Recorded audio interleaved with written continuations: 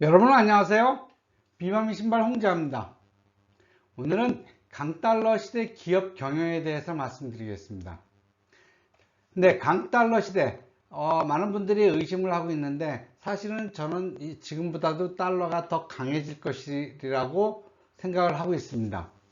그리고 지금 실질적으로 경제적으로나 글로벌 경제가 굉장히 혼돈에 쌓여 있죠.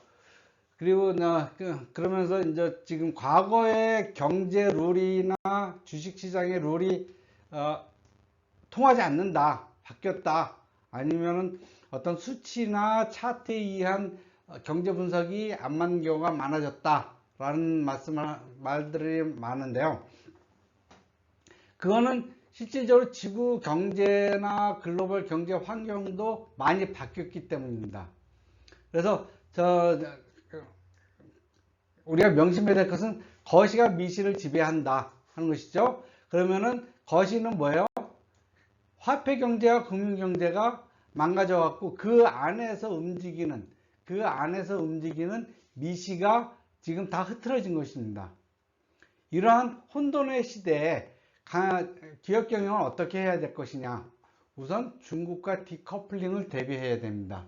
지금도 이미 전 세계에서 글로벌 공급망에서 중국 플러스 알파 해갖고 중국의 수입량이 굉장히 많이 줄었죠. 미국도 중국 수입 물량의 비중이 20%가 넘는 거에서 지금 15%로 낮춰졌죠. 최근 10년 동안 굉장히 많이 낮아진 겁니다.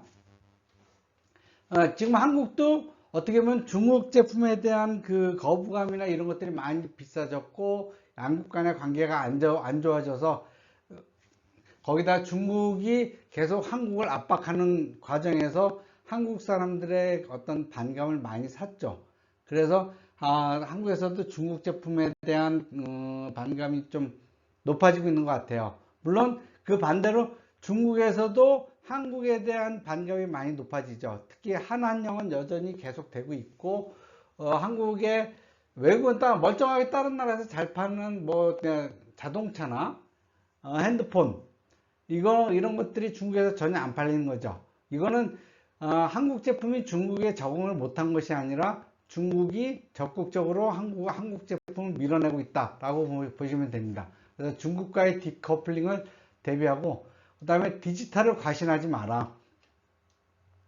지금 챗GPT나 어떤 전기 자동차 이런 거 뭐든지 그리고 빵만이라고 해갖고 페이스북, 아마존 이렇게 했고 디지털 회사들이 전 세계 경제를 이끌어 가고 있는 것 같지만은 실제로 사람은 뭐예요? 아날로그죠. 아날로그적인 것들이 디지털 제품이나 디지털 회사들의 거품이 크지만은 아날로그는 여전히 실물입니다. 그렇기 때문에 아날로그적인 실제로 기업하시는 분들은 아날로그적인 것들 실물 경제를 굉장히 중요시해라. 결국은 사람의 피는 끊어졌다 이어졌다 한 게 아니라 아날로그로 꾸준히 이어지는 그러한 존재인 것이죠. 그래서 디지털에 너무 현역되지 말고 실물 경제도 중요시해라. 그 다음에 재고자산, 현물에 최대한 확보해라. 결국은 뭐예요?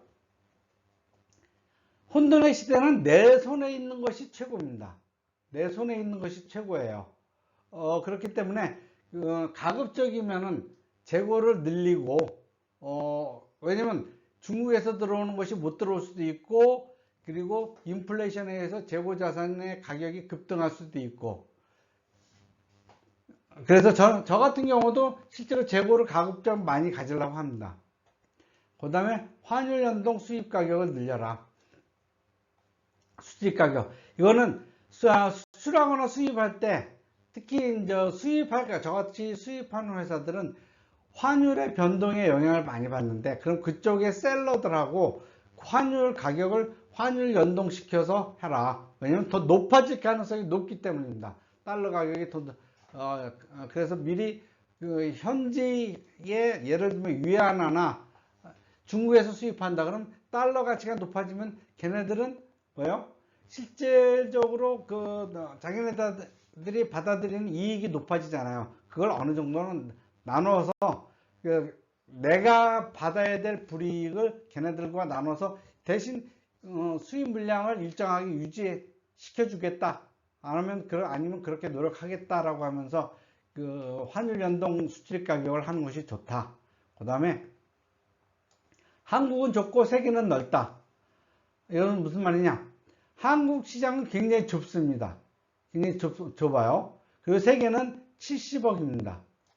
자, 그렇기 때문에 한국이 어려워질 때 5천만의 시장이 좁아지면은 한국에 집중했을 때 움츠고 뛸 여력이 별로 없어요. 그 대신 세계 70억 명의 시장을 노리고 움직였을 때는 한국이 나빠지거나 다른 나라들이 좀 나빠지더라도 또 좋아지는 나라가 있고 아니면은 이러한 나빠지는 것들이 n분의 1을 한다면은 그렇게 크게 나빠지지 않는다는 것이죠. 그래서 가급적이면은 세계 시장을 목표로 하고 한국에 너무 집중하지 말라는 것이죠.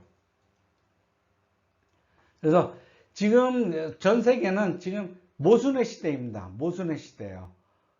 그러니까 예를 들면은 실물 경제는 나빠지는데 주식 경제는 좋아지는 것처럼 보이고 뭐 이런 것들. 그래서 소심하고 디테일을 자세히 보면서도 움직일 때는 과감하게 움직여야 되는 그러한 경영이 필요할 때라고 생각합니다.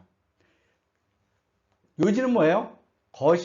거시가 크게 흔들리기 때문에 미시가 흔들린다.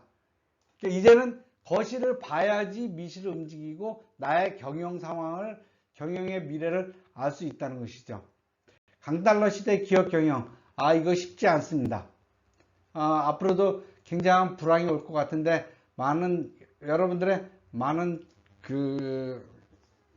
발전을 기대하고 그리고 달러가 더 강해질 것에 대해 대비해 주시는 것이 좋을 것이라고 생각합니다.